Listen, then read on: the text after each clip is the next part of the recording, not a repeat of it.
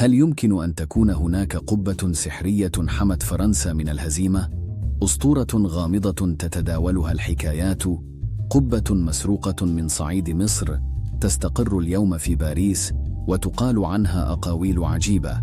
تابعوا معنا هذه الرحلة بكل تفاصيلها.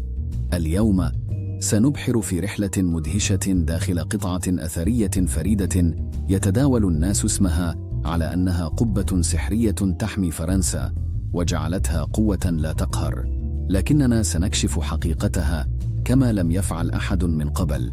إنه زودياك دندرة، لوحة فلكية نحتها المصريون القدماء على سقف معبد حتحور في مدينة دندرة في قلب محافظة قنا في صعيد مصر. زودياك دندرة، أو ما يسميه البعض خطأ بالقبة، هو نحت دائري فريد لا نظير له، يمثل خريطة سماوية نادرة جمعت الأبراج ال12 مع الكواكب الخمسة التي كان يعرفها القدماء: عطارد، الزهرة، المريخ، المشتري، وزحل. ولم يكتف المصمم بذلك، بل نقش أيضا 36 تقسيما تعرف بالديكانات، وهي مراحل الزمن العشرية التي كان يستخدمها المصريون لحساب الوقت.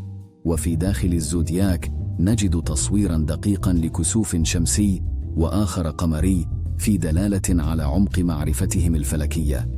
في مركز اللوح تظهر كوكبات قطبية مثل الإلهة تاورت على هيئة فارس النهر. الحلقة الوسطى تضم الأبراج ال12 مرتبة في دائرة محكمة. أما الكواكب الخمسة فقد صورت كآلهة تسير في اتجاه معاكس لترتيب الأبراج، في إشارة بارعة إلى حركتها الفعلية في السماء. وعلى الحافة الخارجية نشاهد صفا طويلا من الأشكال البشرية يمثلون الديكانات، أي تقسيمات الزمن التي تبني عليها السنة المصرية نظامها.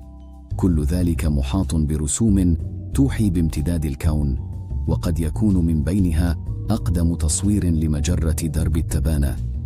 لمدة قرون طويلة بقي الزودياك في مكانه مثبتا على سقف معبد حتحور منذ حوالي 50 عاما قبل الميلاد. لكن في عام 1799 وخلال حملة نابليون على مصر شاهده الرسام والمستشرق فيفان دونون فانبهر به ورسمه بدقة. وحين عرض الرسم في أوروبا انفجر جدل هائل بين العلماء: هل يعود هذا الزودياك إلى آلاف السنين قبل الميلاد؟ هل هو أقدم خريطة فلكية في التاريخ؟ وبعد عقدين تقريبا جاء التاجر سيباستيان لويس سولنيه مع البناء جان باتيست لولوران، ونجحا في فصل اللوح الضخم الذي يزن أكثر من 20 طنا من سقف المعبد. وكان ذلك بموافقة رسمية من الوالي محمد علي باشا عام 1821 من دندرة إلى الإسكندرية، ثم إلى مارسيليا، وأخيرا باريس. هكذا كانت الرحلة. وفي عام 1822 وصل الزودياك إلى فرنسا، فاقتناه الملك لويس ال18 باسم الدولة، وعرض في متحف اللوفر، ثم نقل إلى المكتبة الوطنية قبل أن يعود مجددا إلى اللوفر عام 2022، حيث يقع اليوم تحت حراسة مشددة. اليوم يعرض زودياك دندرة في قسم الآثار المصرية باللوفر، ويعامل كواحد من أهم الشواهد على تلاقي العلم والفن في مصر القديمة. تحيط به أجهزة إضاءة خاصة وأنظمة مراقبة وأمان صارمة، وكأنه جوهرة لا تقدر بثمن. لكن ماذا عن الأسطورة التي تقول إن فرنسا لم تخسر حربا منذ أن وصلت إليها القبة؟ الحقيقة أن فرنسا قد هزمت أكثر من مرة بعد عام 1822. ففي عام 1870 هزمتها بروسيا، وفي الحرب العالمية الثانية احتلها الألمان، بل وفقدت الجزائر عام 1962. إذن لا حماية فلكية ولا تعويذة سحرية، إنما قيمة علمية وتاريخية تظهر كيف قرأ المصري القديم السماء. فيفان دونون أول من رسم الزودياك في أوروبا، سيباستيان لويس سولنيه التاجر الذي نظم عملية نقله، جان باتيست لولوران البناء الذي قطع اللوح من سقف المعبد. شامبليون، عالم اللغات الذي دافع عن أن الزودياك عصره بطلمي لا قديم كما ادعى البعض. وأخيراً الملك لويس ال18 الذي حوله إلى أيقونة فرنسية. كثيرون يظنون أن فرنسا كان اسمها قديماً بربرجول، لكن الحقيقة أنها كانت تعرف عند الرومان باسم غول، ومن هنا تحول الاسم إلى فرنسا نسبة إلى قبائل الفرنجة.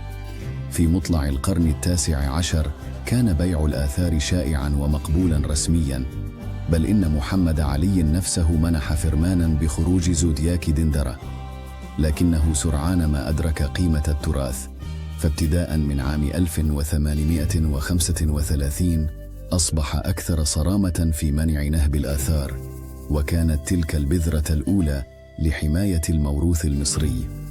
بعض النظريات الحديثة ادعت أن المصريين قد سجلوا أورانوس أو نبتون على الزودياك، لكن الدراسات المعاصرة تؤكد أن اللوح لا يظهر إلا الكواكب الخمسة التي ترى بالعين المجردة. أما الكواكب التي اكتشفت بالتلسكوب فلم يكن المصري القديم يعرفها. زودياك دندرة ليس قبة سحرية تغير مصير الأمم، وإنما هو لوحة فلكية فنية تكشف لنا عمق معرفة المصري القديم بالسماء. إنها مرآة حضارية تذكرنا بأن القوة لا تأتي من التعويذات أو الأساطير، بل من العلم والإبداع والوعي. وبين الأسطورة والحقيقة يبقى زودياك دندرة شاهداً على صراع التاريخ، ومفتاحاً لفهم الإنسان لكونه منذ آلاف السنين. وهكذا نرى أن زودياك دندرة ليس قبة سحرية تغير مصير الأمم، بل هو لوحة فلكية فنية تكشف لنا عمق معرفة المصري القديم بالسماء. إنها مرآة حضارية تذكرنا بأن القوة لا تأتي من التعويذات أو الأساطير، بل من العلم والإبداع والوعي. وبين الأسطورة والحقيقة يبقى زودياك دندرة شاهداً على صراع التاريخ، ومفتاحاً لفهم الإنسان لكونه منذ آلاف السنين. وهكذا نرى أن زودياك دندرة ليس قبة سحرية تغير مصير الأمم، بل هو لوحة فلكية فنية تكشف لنا عمق معرفة المصري القديم بالسماء. إذن القوة لا تأتي من التعاويذ والأساطير، بل من العلم والإبداع والوعي. وبين الأسطورة والحقيقة تبقى القطعة شاهداً على صراع التاريخ، ومفتاحاً لفهم الإنسان لكونه منذ آلاف السنين. لو الفيديو عجبك ما تنساش تعمل لايك وسبسكرايب علشان يوصلك كل جديد. الحقيقة عمرها ما بتستخبى، بس دايماً محدش بياخد باله.